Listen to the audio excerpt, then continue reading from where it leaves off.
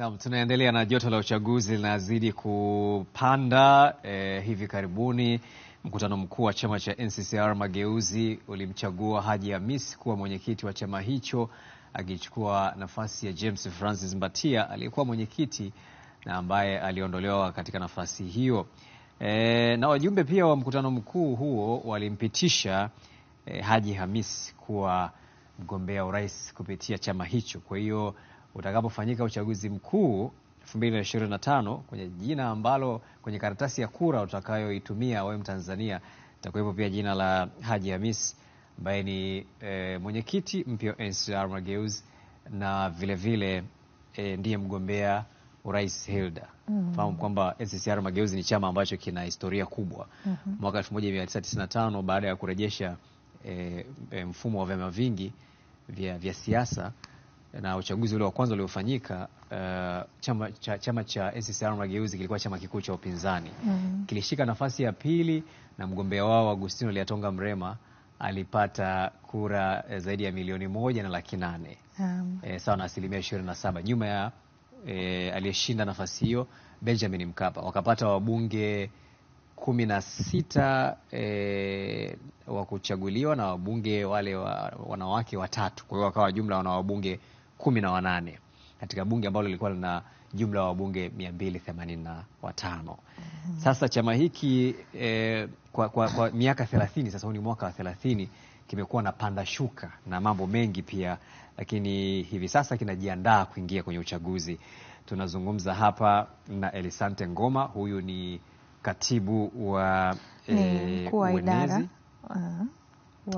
ya uenezi na uhusiano kutoka NCCR Mageuzi, akiwa katika studio zetu za Dodoma. Elisante, habari za Dodoma na karibu sana.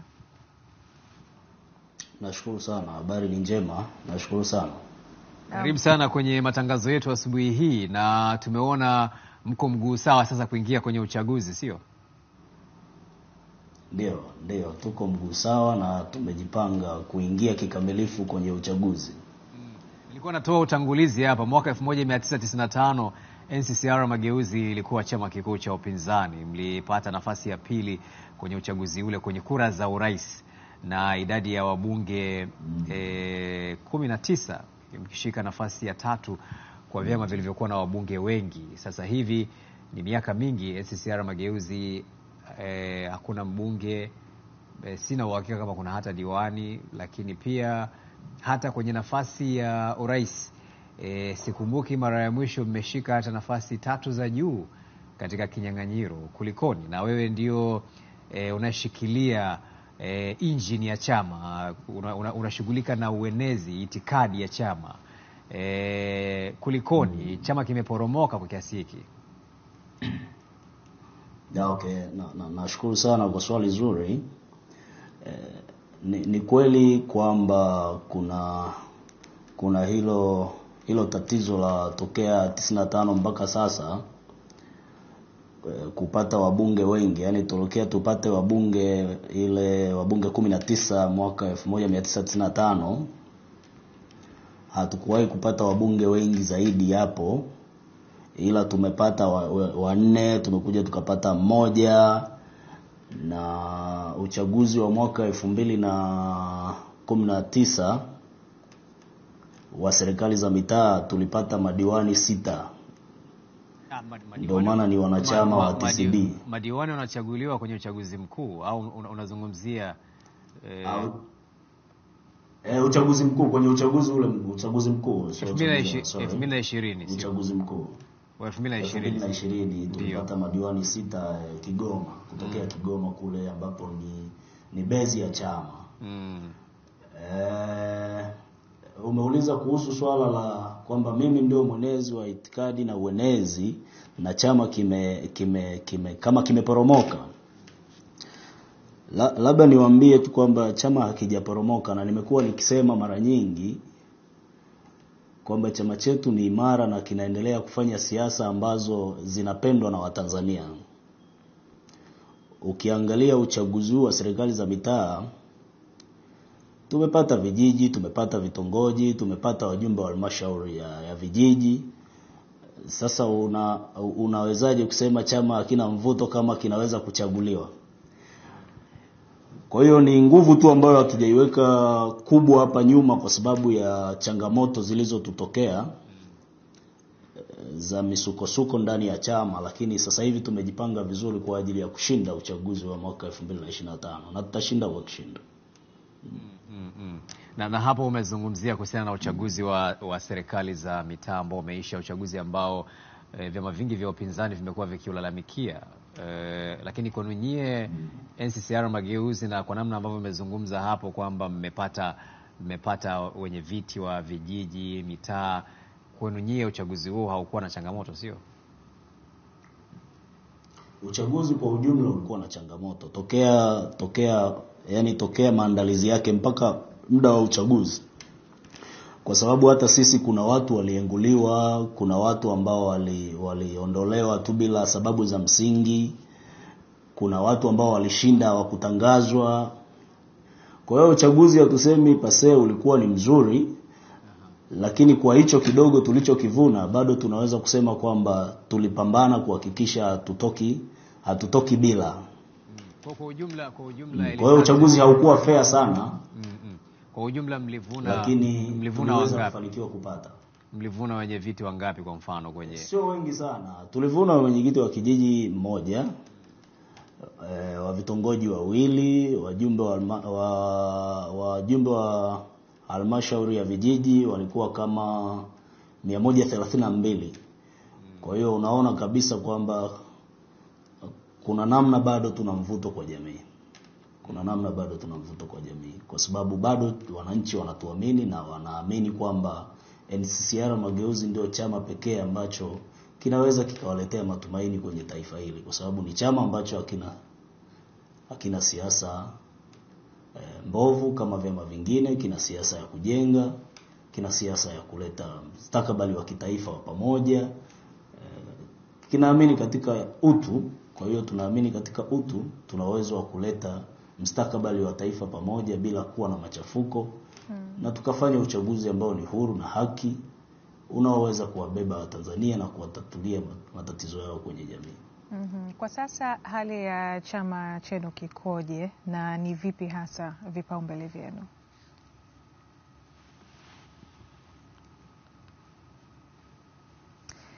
Elisante, nasema kwa sasa hali ya chama ikoje na vipi vipaumbele vyenu kwa sasa?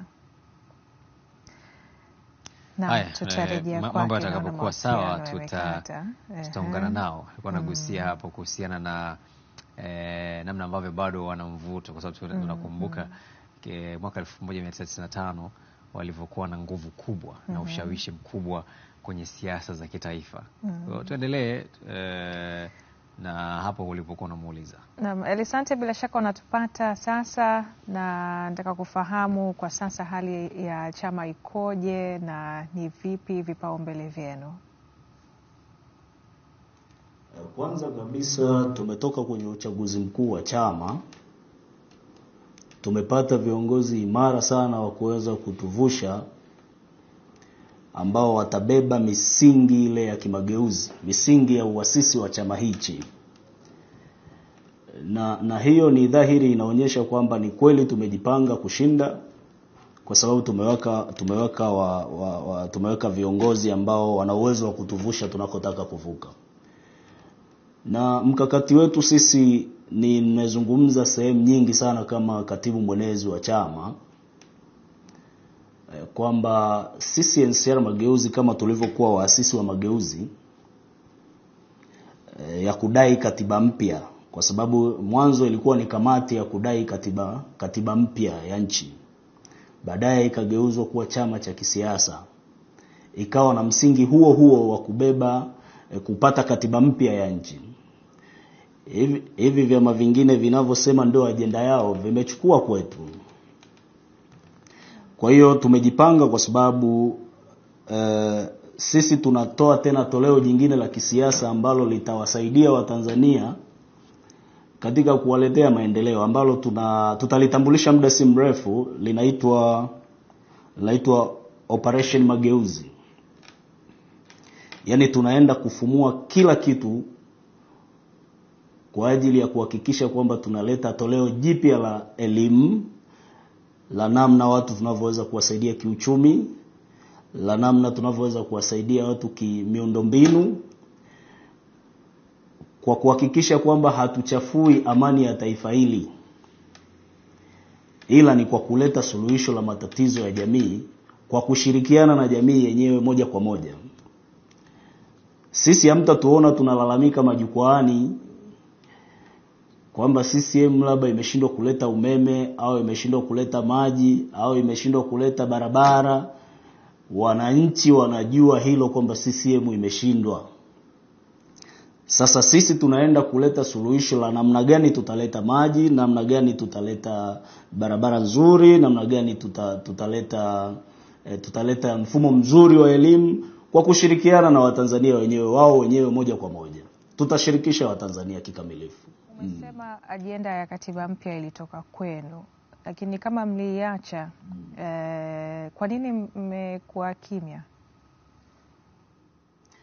Kwa kifupi hatujaiacha. Mimi nimesema hichi chama chetu sio chama cha upepo. Yaani sisi hatufati upepo au matukio ili tuweze kukaa midomoni mwa watu kama vyama vingine. Sisi chama cha NCCR Mageuzi huwa tunakaa chini na kujipambanua. Ni nini ambacho sasa hivi tuna uwezo wa kukileta kwenye jamii ili kiisaidie jamii katika kuondokana na changamoto mbalimbali walizonazo. Kwa hiyo swala la ajenda ya katiba mpya ndio msingi wa uasisi wa chama cha NCCR Mageuzi. Kwa hiyo namna gani tunaidai, kuna mifumo na utaratibu ambao sisi tunaufanya kwa ajili ya kudai hiyo katiba mpya kwa ajili ya Watanzania. Kwa hiyo hutatuona tunaingia barabarani kudai katiba mpya. Hutatuona tunapiga makelele kudai katiba mpya. Kuna mifumo ambayo ni lazima tuilete mizuri ya kukaa pamoja na kuona namna ya kuamua kwa pamoja kama Watanzania, kwa sababu katiba mpya sio ya NCCR tu Mageuzi au ya Chadema au ya CCM au nini. Kila Mtanzania anahitaji katiba mpya. Kwa hiyo lazima tuone namna ya kuwashirikisha ili iwe ni ajenda ya kitaifa ya pamoja, na sisi kama vyama vya siasa na wadau wengine tukae kwa pamoja, tuamue kwa pamoja namna gani tunaweza tukapata katiba yetu mpya. Kwa hiyo kwa swala kwenda barabara ni haimaanishi ndio utapata katiba mpya. Bali unaleta machafuko kwenye taifa letu ambapo hatuna taifa jingine la kwenda kuishi zaidi ya Tanzania. Kwa hiyo katiba mpya mimi naamini itapatikana kwenye meza ya maridhiano. Ndio maana NCCR Mageuzi tunasema muafaka wa kitaifa. Lazima tuwe na muafaka wa kitaifa wa kupata katiba mpya ambayo itawasaidia Watanzania na itabeba zile ajenda za Watanzania katika kuwasaidia kutatua changamoto zao. Sasa hivi karibuni chama chenu kilipitia mageuzi ndani ya chama, mageuzi ambayo wapo ambao walitafsiri kama mageuzi ya kimapinduzi, kwa sababu katika hali ambayo watu wengi hawakutarajia, mlimvua nafasi yake aliyekuwa mwenyekiti wenu wa muda mrefu James Francis Mbatia, na baadaye mkamfuta kabisa wanachama, na wengine wakashangaa kwamba imekuwaje kiongozi ambaye amekijenga chama hicho, amekitumikia kwa muda mrefu, mnamtendea vile. Lakini pia anapoteza nafasi hata ya kuwa mzee anayeheshimika ndani ya chama, hata baada ya kuwa ameondoka katika nafasi hiyo. Hivi sasa mahusiano yenu na mwenyekiti wenu wa zamani James Francis Mbatia yakoje, ama ndio kila mmoja na 50 zake? Asante. Kwanza nashukuru umeuliza swali zuri sana. Nadhani mwanzo ulitoa mchanganuo mzuri kwamba tuliwahi kupata wabunge 19. Baada ya yeye kuwa mwenyekiti alikabidhiwa kukiwa na wabunge 4. Baada ya kuwa mwenyekiti alivyokabidhiwa kukiwa na wabunge 4, yeye akatupatia mbunge mmoja ambaye ni yeye mwenyewe. Sasa unajaribu kuangalia alikuwa anakijenga au alikuwa anakibomoa. Lakini swala la demokrasia kwenye vyama, sisi kama NCCR Mageuzi ndio chama pekee ambacho tumezingatia swala la demokrasia sana. Tumesema mwenyekiti hawezi kuwa mwenye chama. Yaani NCCR Mageuzi ni taasisi, inaongozwa na viongozi na watu, na wanachama ndio wenye chama. Kwa hiyo lazima tuwe na demokrasia kwenye vyama. Sisi kama NCCR Mageuzi ndio chama pekee ambacho tumezingatia swala la demokrasia sana. Tumesema mwenyekiti hawezi kuwa mwenye chama. Yaani NCCR Mageuzi ni taasisi, inaongozwa na viongozi na watu na wanachama ndio wenye chama. Kwa hiyo wanachama wakisha sema inatosha. Na sasa hivi tumebadilisha sisi katiba, mwenyekiti anakaa miaka 10 tu. Hata kama unapendwa huwezi kuendelea, utabaki kuwa mshauri wa chama. Na kumtoa ni kwa sababu ya kuna mali nyingi za chama ambazo inaonekana alizimilikisha na kuziuza kama yeye. Tukiachana na hayo, kwa sababu niliuliza uhusiano wenu na yeye ukoje, kwa sababu ukiachana na hayo ambayo pengine tutahitaji na yeye awepo ili aweze kuzungumzia. Umezungumzia kwamba mmeonyesha demokrasia ndani ya chama chenu, lakini katika uchaguzi ambao umeufanya hivi karibuni, ambapo Haji Hamisi amekuwa mwenyekiti na Joseph Roman Selasini amekuwa makamu mwenyekiti kwa upande wa Tanzania bara, nafasi hizi mbili, nafasi ya mwenyekiti na nafasi ya makamu mwenyekiti, ndio nafasi ambazo zimekuwa na ushindani, kwa maana ya kwamba kumekuwa na mgombea zaidi ya mmoja. Nafasi nyingine zilizosalia imekuwa ni mgombea mmoja tu ambao mlikuwa mnapiga kura ya ndio na hapana. Hii ndio demokrasia ambayo tunaweza tukaitafsiri ipo ndani ya NCCR Mageuzi. Kwa sababu nafasi zilikuwa wazi za watu wote kuomba. Sasa kama wamejitokeza wachache, mtu mmoja, ndio maana umeona tumepiga kura ya ndio hapana. Angepigiwa ya hapana pia asingekuwa labda kiongozi, tusingeamua kwamba awe kiongozi. Kwa hiyo sio kwamba nafasi zilibanwa, kila mtu alipewa nafasi ya kuomba na watu waliomba. Na unapoomba kuna vigezo vya vinaangaliwa vya kikatiba na kikanuni. Kwa waliomba wengi, wengine wakawa wamepunguzwa kutokana na hawakukizi vigezo vya kikatiba vya chama. Kwa hiyo wakawa wameenguliwa, lakini waliobaki pia wakaamua kupigiwa kura ya ndio au hapana. Hiyo ndio demokrasia. Na unadhani kwa nini watu wengi hawajaonyesha kujitokeza kwenye nafasi hizo kuzigombea?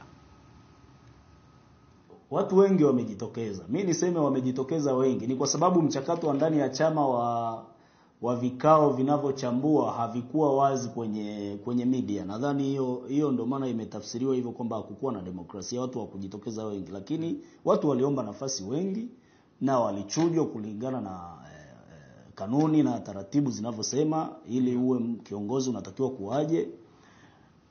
Kwa hiyo inaonekana waliopata nafasi ya kuwa wamekizi vigezo ni hao ambao walipita na kupigiwa kura ya ndio hapa. Na ikiwa ni wanachama wenu na halali na wamejitokeza kwenye nafasi hizo, kwa nini msiache majina yao yakaamuliwa kwenye sanduku la kura na badala yake majina yao yamekatwa na mkaacha mgombea mmoja kwenye nafasi hizo? Sasa ndio maana ngasema kuna utaratibu wa kiuongozi. NCCR Mageuzi sio soko tu mtu anaweza kuingia na kutoka. Kuna utaratibu wa kupata viongozi. Kama kiongozi huwezi kulipa ada ya wanachama, wewe unategemea tutakuweka kiongozi afu utahamasisha watu nini? Kwa hiyo kuna misingi tulijiwekea. Ili uwe kiongozi ni lazima uwe na kadi ya chama, ni lazima ulipie kadi yako ya wanachama, lakini pia unapochukua fomu ya kiongozi lazima uilipie, lakini pia zile kanuni nyingine za hata katiba ya nchi inavyosema labda umri na nini, vitu vingi vilizingatiwa. Kwa hiyo hata mimi mwenyewe niligombea nafasi ya naibu katibu mkuu. Lakini pia nilishindwa, alishinda mwenzangu. Kura hazikutosha.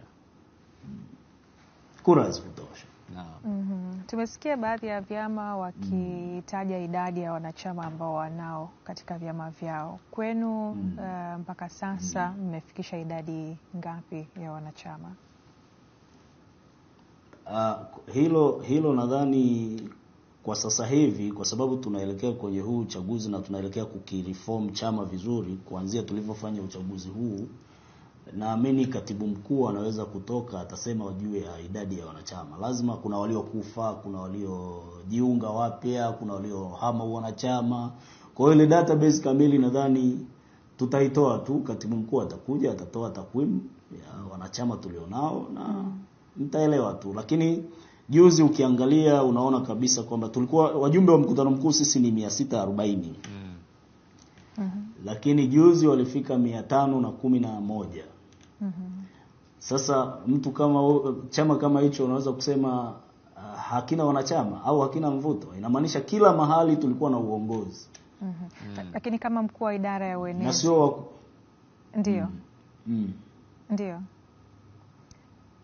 nataka kufahamu kama mkuu wa idara ya uenezi, mipango yako ni ipi pia hasa katika kuongeza ushawishi na kuvutia wanachama wengi zaidi kujiunga?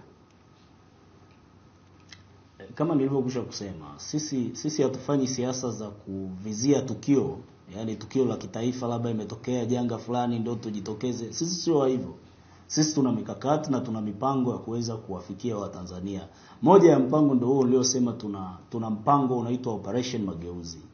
Operation Mageuzi ni operation inayoenda yani tunatoka ofisini, tunashuka mpaka chini.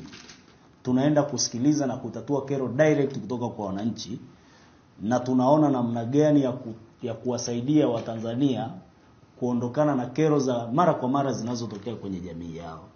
Kwa hiyo ukiangalia sisi ni tofauti, tumejipambanua hivyo kwamba ni tofauti na vyama vingine ambavyo navyo vinabaki kulalamika badala ya kuleta masuluhisho ya matatizo ya jamii.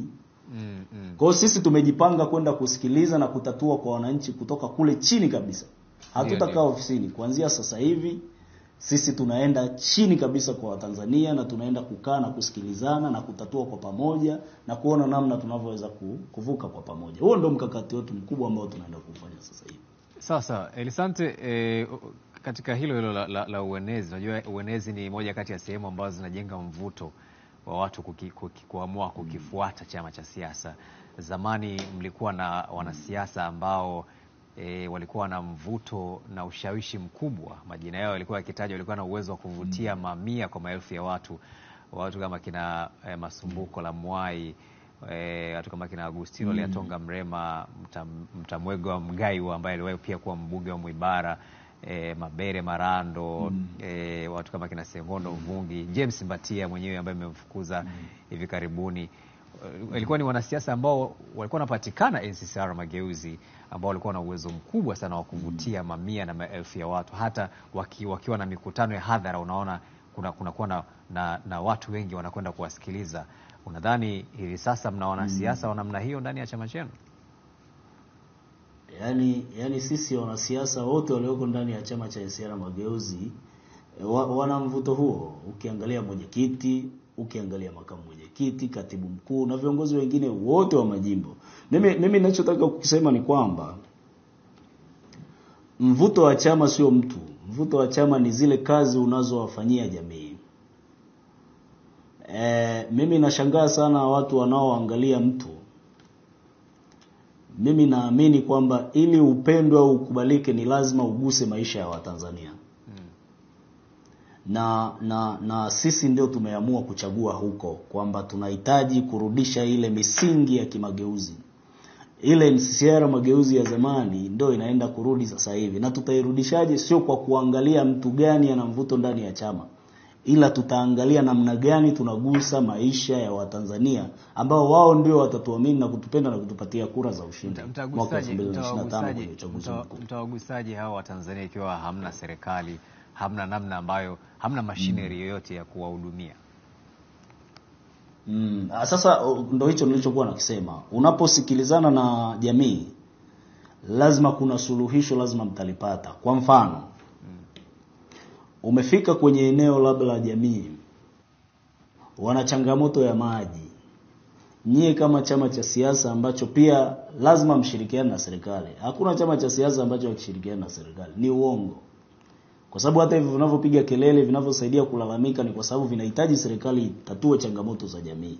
Kwa sisi tunaona namna ya kushirikiana nao, kusikiliza kwanza, kulibeba lile changamoto kama la kwetu na kulihakikisha tunalipambania kwa wakati husika wanapata suluhisho lake. Kwa hiyo kwa maana moja ama nyingine ni lazima tuipushi serikali kuhakikisha kwamba ile jamii iliyotulalamikia inapata suluhisho la matatizo yake ambayo wametulalamikia.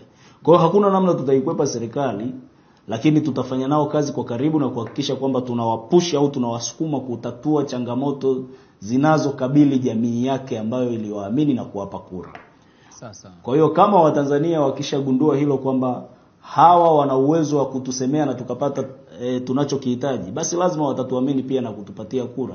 Ili badala ya kwenda kulalamika kwa serikali, ili sisi tuwe serikali, watupe matatizo yao na tuyatatue moja kwa moja. Na sawa, katika swala lingine tukirejea katika hoja ya mageuzi ya hivi karibuni ambayo yamefanyika ndani ya chama chenu, wapo wanasiasa ambao wamehama kutoka vyama vingine vya upinzani na wakahamia NCCR, akiwemo James Roman Selasini, Anthony Komu alikuwa mbunge wa Moshi Vijijini, na wanasiasa hao mara tu baada ya kuhamia mara baada ya kuhamia kwenye chama chenu wamekuja wamefanya mabadiliko ya uongozi na wao wakawa viongozi ndani ya chama.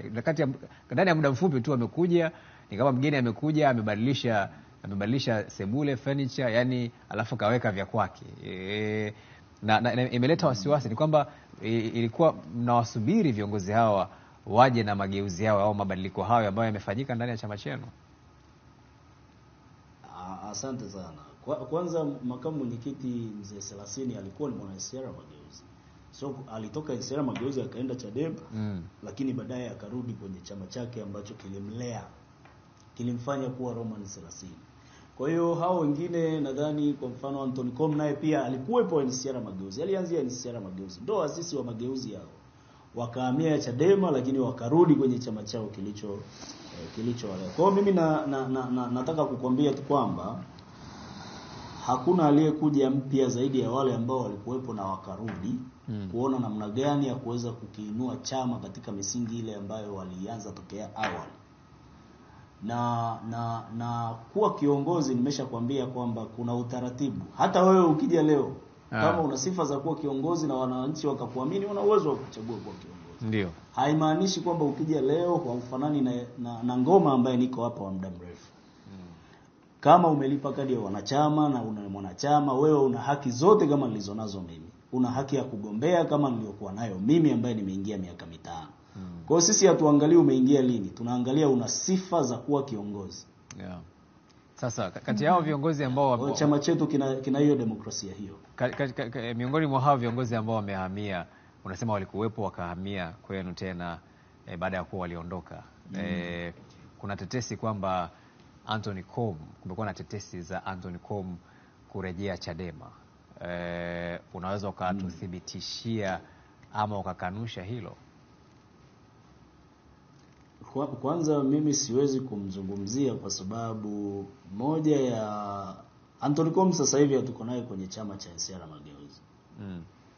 Kwa hiyo ameenda chama gani sijajua, lakini alikosa sifa kwa sababu wakati anarudi ndio alitumia kadi ile ya zamani ya tokea akiwa mwanachama, tokea chama kinaanza, ambapo kikanuni hairuhusiwi ukirudi kuwa mwanachama unatakiwa kuchukua kadi mpya. Kwa hiyo hakuwahi kuwa na kadi mpya ya NCCR Mageuzi baada ya kujirudi tena na kujiunga na chama. Kwa hiyo alipoteza sifa za kuwa mwanachama muda mrefu na akakaa pembeni kwenye siasa. Kwa hiyo ameenda wapi au anafanya shughuli gani? Hapana. Lakini Watanzania wengi wanajua kwamba ni sehemu ya familia ya NCCR, kwa sababu baada ya kuondoka Chadema alitangaza kwamba anahamia NCCR na akawa anafanya shughuli mbalimbali za NCCR. Hata kwenye vyombo vya habari anayezungumzia NCCR kana kwamba ni mwanachama ama mwanafamilia wa NCCR Mageuzi. Baada ya ule mtafaruku uliotokea ndio tukagundua kwamba hakuwa mwanachama. Yaani alirudi kwa kujitangaza lakini hakuwa na kadi ya wanachama. Kwa hiyo aliwekwa pembeni afate vigezo vya kuwa mwanachama wa chama cha NCCR Mageuzi. Kwa hiyo mpaka sasa hivi hajafuata kigezo chochote cha kuwa mwanachama wa chama cha NCCR Mageuzi. Kwa hiyo hatumhesabu kama ni mwanachama wa chama cha NCCR Mageuzi. Sasa Februari 18 mwaka huu kupitia mwenyekiti wenu mliweka wazi kwamba hamko tayari kushirikiana na vyama vingine kuelekea uchaguzi mkuu huu wa 2025, na moja kati ya sababu ambazo mlisema ni maumivu ambayo mliyapata mwaka 2015. Nadhani hili litabadilisha chochote, hasa ikiwa moja kati ya vitu ambavyo pia mligusia ni kwamba mlikuwa na wabunge 4 lakini mara baada ya ushirikiano ule mkapata mbunge mmoja pekee. Mmoja. Mimi nakazia hapo kwamba kwanza kuna vyama 13, kuna vyama vingapi, makundi hapo mengi. Sisi tumesema hatupo kwenye kundi lolote la chama chochote. Sisi NCCR Mageuzi tumesimama wenyewe kuhakikisha kwamba tunaingia kwenye uchaguzi huu kushinda kama NCCR Mageuzi. Kwa hiyo swala la kushirikiana na mtu yoyote, tutashirikiana kwenye mambo mengine kama hayo ya kuomba tu mabadiliko ya sheria mbalimbali za kiuchaguzi na mambo mengine ambayo yapo ya kushirikiana kama vyama, lakini hatutarajii kushirikiana na chama chochote kuingia kama partners kwenye kushindania nafasi za ubunge na urais. Hilo hapana, tutasimama wenyewe na tumejipambanua kwamba tuna uwezo wa kusimama wenyewe na tutashinda. Kwa hiyo hatutegemei nguvu ya mtu yoyote. Kwa mfano, labda niwaeleze tu kwa kifupi muelewe. Nimesema sehemu nyingi kwamba Chadema imenufaika sana na NCCR Mageuzi 2015. Angalieni Chadema ya nyuma kabla ya 2015 kwenye Ukawa. Alafu na angalieni Chadema ya Ukawa. Alafu na angalieni Chadema baada ya Ukawa. Nadhani mtakuwa mmenielewa kwamba wao ndio waliwatumia vyama vingine kunufaika, lakini wa vyama vingine vikadrop. Lakini hata kabla ya Ukawa wao ndio walikuwa chama kikuu cha upinzani na wao ndio walikuwa wanaongoza kambi rasmi ya upinzani bungeni. Sijakataa, nimekwambia angalia nyuma. Alafu angalia kwenye upinzani pale baada ya Ukawa. Angalia nguvu walioipata baada ya Ukawa, alafu na baada ya Ukawa angalia nguvu walionayo sasa hivi. Wamepoteza mvuto, wamepoteza ushawishi kwa sababu nao hawana backup kutoka chama cha NCCR Mageuzi au kutoka CUF waliojiunga nao. Kwa hiyo Chadema walikuwa wanavitegemea hivi vyama kuvipa nguvu na waliipata hiyo nguvu, lakini sasa hivi wameipoteza. Lakini mwaka sasa sisi tumesema hatuko tayari kunufaisha chama chochote. Mwaka 2010 ambao walisimama wenyewe kwenye uchaguzi, kila mtu alisimama mwenyewe kimsingi kwenye uchaguzi mkuu ule. Hao Chadema unaosema kwamba nyie ndio mliwafanya wewe na nguvu, ndio walikuwa nafasi ya pili kwenye matokeo yaliyotangazwa ya mwaka 2010. Yaani sijakataa kwamba nyuma walikuwa na nguvu. Mimi ninaongelea nguvu, ulinganisha hii nguvu ya 2010, linganisha nguvu ya 2015, linganisha nguvu ya 2020. Alafu utaniambia ipi ilikuwa ni nguvu kubwa? 2015 ilikuwa ni nguvu ya NCCR au ni nguvu ya Edward Lowassa? Basi sasa nataka nikwambie ili ujue, nataka niwaambie ndugu waandishi ili muelewe. 2015 Chadema imepata nguvu kwa sababu imebebwa na NCCR Mageuzi na ilikuwa imebebwa pia na CUF. Kwa hiyo wao tulikubaliana kwamba kuna baadhi ya maeneo watuachie na maeneo mengine tutawaachia na hayo mengine tutakuwa tunapeana nguvu kama vyama vya upinzani, lakini wao walitugeuka. Sasa sisi tukajikuta tunawapa nguvu wao wakatuzulumu sisi baadhi ya maeneo. Kwa hiyo sisi tunasema 2015 ndio ilikuwa mwisho wa Chadema kwenye mvuto na ukubwa wa Chadema. Sasa hivi tumerudi kwenye misingi yetu ya kimageuzi. Sisi ndio waasisi, sisi ndio tumeizaa hiyo Chadema. Na ndio maana ukiangalia hata ile neno demokrasia na maendeleo limetoka kwenye document za NCCR Mageuzi. Kwa hiyo sisi tunaamini kwamba sisi ndio waasisi wa mageuzi haya na tunaweza kusimama wenyewe na tunaweza kushinda urais na ubunge na madiwani wa kutosha 2025. Na nataka mlitunze hili ili kesho kutwa kwenye uchaguzi mje mniulize tena kwamba ulisema. Sasa Elisante, tulikuwa tunazungumza hapa juzi na kiongozi wa NLD, kimsingi ameshapitishwa kugombea urais kupitia NLD, na alisema maneno hayo unayosema kwamba hawatashirikiana na chama kingine cha upinzani, na wao watasimama wenyewe. Na tunafahamu kwamba kwenye muungano wa Ukawa wa 2015 kulikuwa kuna vyama vinne: NCCR Mageuzi, Chadema, CUF na NLD. Mnaonesha vyama hivi vinne, mnaonesha kutuhumiana sana. Hata CUF pia wao, ukimsikiliza mwenyekiti wao Profesa Lipumba, naye amekuwa akiushutumu sana muungano ule kwamba kulikuwa kuna kudhulumiana kwa maana ya kwamba baada ya matokeo yale mlitakiwa kupata ruzuku, kulikuwa kuna nafasi kama hizo ambazo mlikuwa mnaachiana za ubunge na mambo mengine. Nini kilifanya hasa mkadhulumiana katika muungano ule wa mwaka 2015, Elisante? Na mawasiliano yamekata, lakini tarejea kwake kusikia kuhusiana na hilo. Hasa unajua swala pia la ushirikiano limekuwa na mtazamo tofauti. kati ya vyama hivyo. Wapo ambao wana mtazamo pale ambapo vyama vinaungana vinaongeza nguvu zaidi, lakini ukisikia pia baadhi ya vyama hivi ambavyo vimeungana kila mmoja akitoa sababu yake. Sasa hilo nakumbuka 2015 ndio mwaka ambao upinzani umewahi kupata kura nyingi zaidi kuliko kipindi kingine chochote cha uchaguzi wa vyama vingi, na kulikuwa kuna ushirikiano wa vyama vinne na kulikuwa kuna makubaliano katika ushirikiano ule. Lakini kama tunavyofahamu sheria za uchaguzi hazitambui muungano, zinatambua chama kimoja kimoja. Lakini hao nao walikuwa na makubaliano yao pembeni, ikiwemo kuachiana maeneo yale ambayo kwamba chama kimoja kikiamua kusimamisha mgombea katika eneo hilo basi mwingine asimamishe katika eneo lingine. Wanaangalia nani ana nguvu katika eneo fulani. Lakini makubaliano mengine yalikuwa ni makubaliano ya ruzuku, kwamba tutakapopata ruzuku tutagawana vipi hizo ruzuku, kwa sababu tunafahamu kwamba upinzani ulipata wabunge zaidi ya 116 baada ya uchaguzi ule. Ni idadi kubwa sana ya wabunge ambao wamewahi kupata, yani kwa maana ukijumlisha wale wabunge walioshinda kwenye majimbo na wabunge wa viti maalum.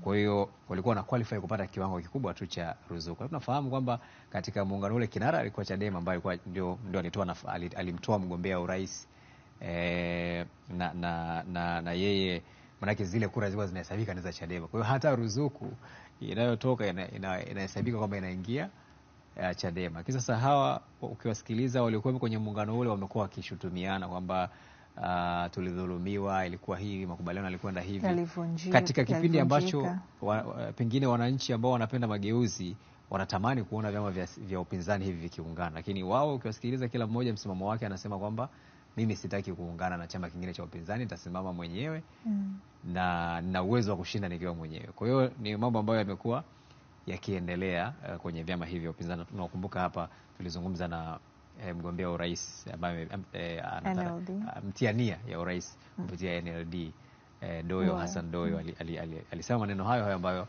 alikuwa anasema hapa Elisante, mwenezi wa NCCR. Tutasikia pia kutoka kwake pale ambapo mawasiliano yatakaa vizuri, lakini kusikia pia hasa vipaumbele vya NCCR Mageuzi kuelekea uchaguzi huu wa 2025. Labda tujaribu tena kama anatusikia, bado unaweka mambo sawa sawa, lakini natamani nijue wao wanavyolalamika kwamba walidhulumiwa na vitu kama hivyo. Kwa mfano kwenye eneo la ruzuku walipewa shingapi? Chama chao wao katika mgawanyo wale walipata shingapi, au mambo yalikuwaje na vitu kama hivyo? Na je, kwa sababu yamesema kwamba watasimama wenyewe, wamejitathmini wakaona wana nguvu kiasi gani ya kuikabili CCM wakiwa peke yao? Kwa sababu tunafahamu hivi tunavyozungumza hawana mbunge hata mmoja, na walikuwa na mbunge mmoja tu baada ya uchaguzi wa 2015, lakini baada ya uchaguzi wa mwaka 2020 hawakufanikiwa kupata mbunge hata mmoja. Naona mambo yako sawa sawa. Elisante, bila shaka unatupata? Ndio nawapata. Naam, karibu. Na awali ulikuwa unauliza zaidi kuhusiana na swala lile hasa ambalo alipaswa kufafanua. Naam, kabisa. Nilikuwa nauliza kuhusiana na haya malalamiko ambayo mmekuwa mkiatoa kwamba kwenye muungano wa Ukawa kulikuwa kuna kudhulumiana. Sasa nataka tufahamu kwamba ilikuwaje. Kwanza tunafahamu kulikuwa kuna makubaliano kwenye maeneo tofauti tofauti. Kwanza uligusia kuhusiana na hilo swala la kuachiana maeneo.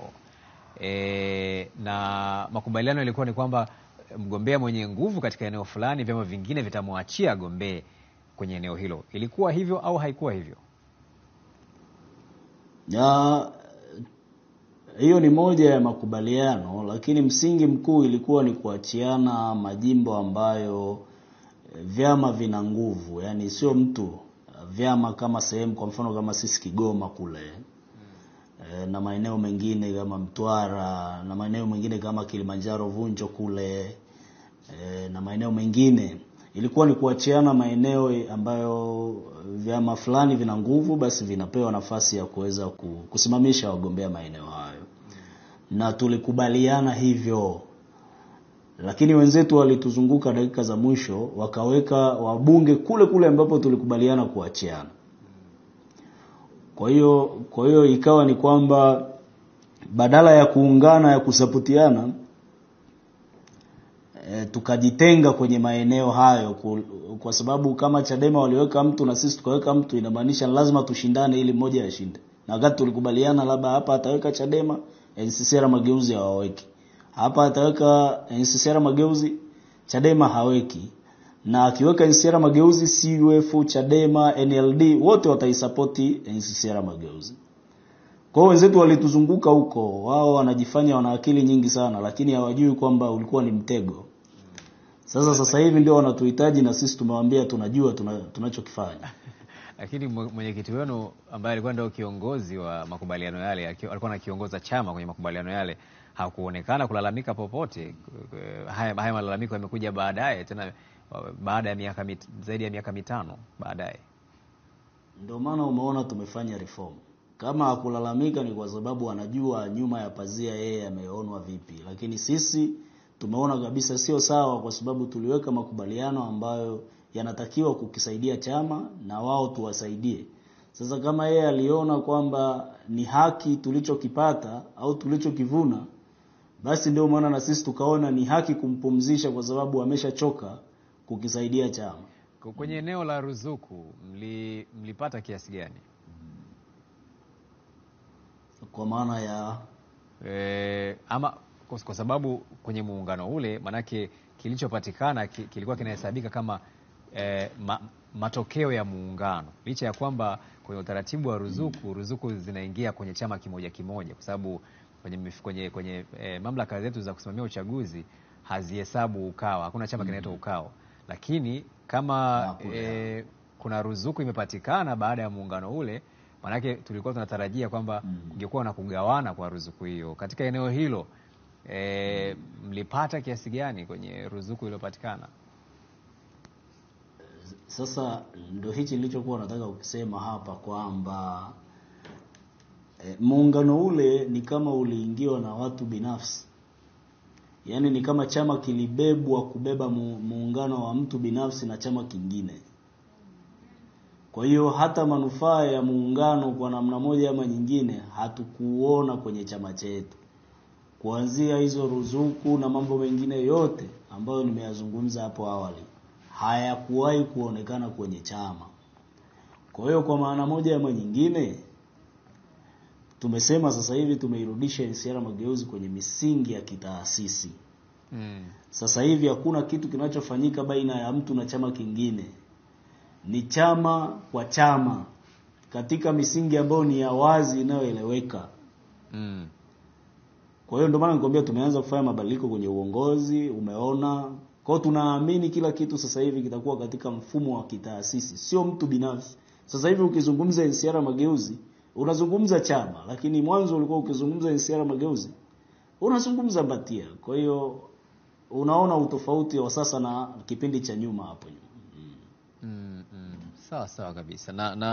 Kwa hiyo kwenye hilo swala la ruzuku siwezi kulisemea kwa sababu hakuna tulichokiona. Lakini mlipata kile kiasi cha kwenu ambacho pengine mlistahili kukipata? Hatukupata chochote. Ndio maana nakwambia kuna mengi ambayo tumefanyiwa sana kwenye Ukawa. Ndio maana tumesema hatuwezi kurudi huko. Tuna uwezo wa kujisimamia wenyewe na tuna uwezo wa kuifanya chama hichi kushinda. Sasa kwa kishindo kabisa. Katika hali kama hii mnaonekana vyama vya upinzani mmesambaratika sana, hamtaki tena kushikamana, kila mmoja anataka kusimama kivyake, na mnafahamu kwamba mnakabiliana na chama chenye nguvu, Chama cha Mapinduzi chenye idadi kubwa ya wanachama, chama ambacho kiko madarakani muda mrefu, kina dola, na ukizingatia hali iliyopo kwenye vyama vyenu hivi vya upinzani, nadhani kwa kusimama wenyewe kila mmoja mnaweza kuwa na upinzani imara kukabiliana na Chama cha Mapinduzi. Kwanza nikwambie tu kwamba CCM ni mpinzani wetu, lakini na vyama vingine vya upinzani ni vipinzani vyetu. Hatuna urafiki na vyama vya upinzani. Wote sisi ni wapinzani, kila mmoja ni mpinzani wa mwenzake. Kwa hiyo mnapinzaniana huko. Na nataka kukuambia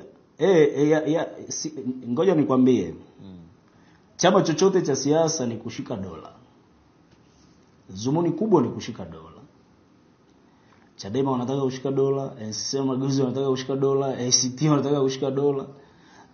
Sasa tukija kwenye swala la wote tunahitaji kitu kimoja, lazima tushindane.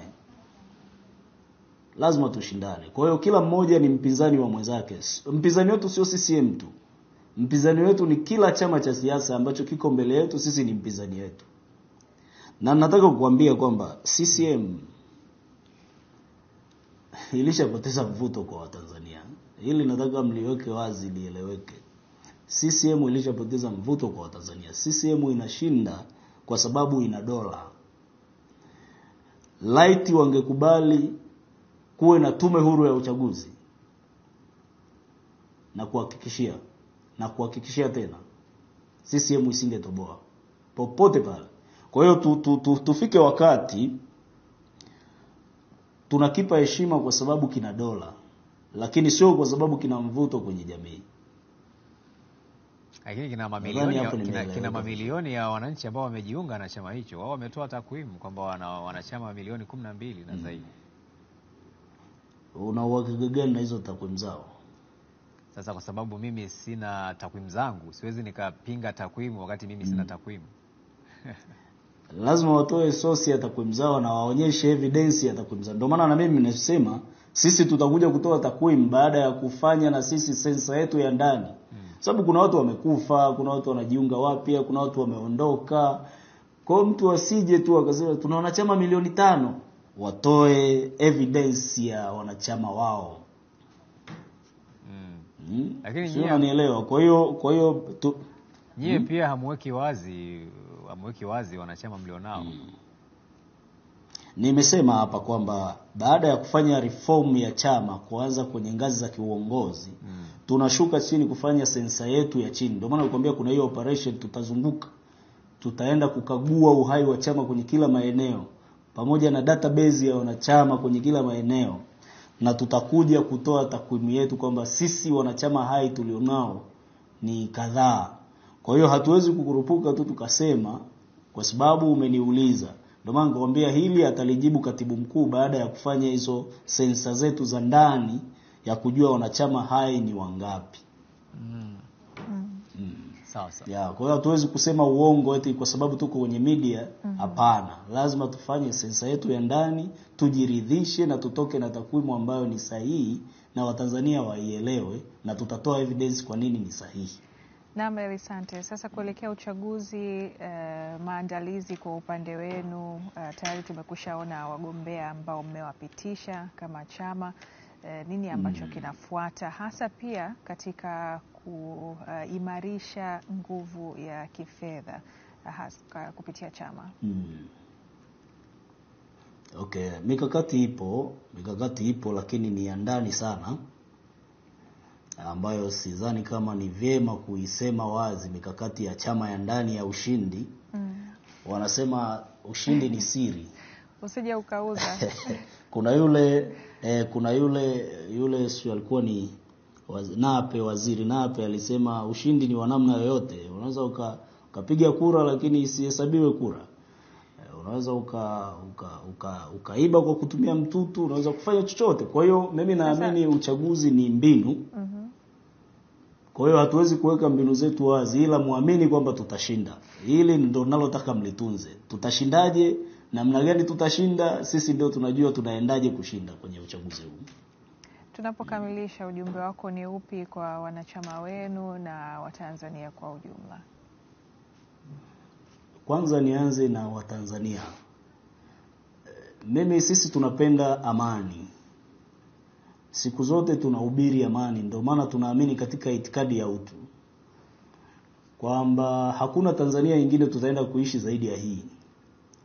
Kwa hiyo Watanzania wasiingie kwenye ushawishi wa kuivuruga amani ya taifa hili kwa sababu ya maslahi machache ya wanasiasa wachache.